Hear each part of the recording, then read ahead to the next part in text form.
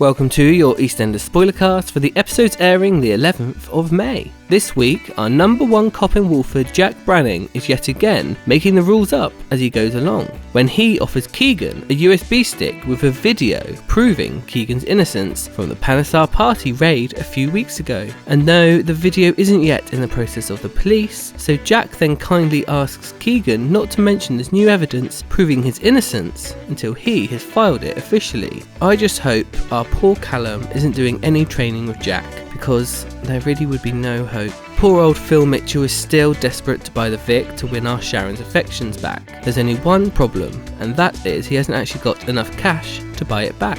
Lucky for us, our old mate Danny Hardcastle overhears that Phil is struggling for cash and offers him a job, while at the same time also making fun of Ben's hearing. This leads Phil to lean on Ben for help, to do one over on Danny and do the job themselves, but this lands on the same day as Ben's operation. Of course, Ben takes this opportunity to then try and dig for inside information from Callum, because, you know, he's just passed his police assessment, so he's going to have all the inside information already. Maybe Ben would be better off asking Jack, seeing as he's so happy to talk freely about any case to anyone. We also have all of Jean's closest friends worried about her when she is still acting erratic this week by phoning the police about Whitney's kidnapping, even though Whitney is safe for once in her life. And not only does she have an argument with Whitney about lying to her and making her look stupid, she also ends up having a seizure in front of Shirley and Tina when they try to track her down and convince her to take her medication. And there you go, that was your spoiler cast for the week beginning the 11th of May. And remember, if you've enjoyed this, we also have a podcast every week where we review the week in full,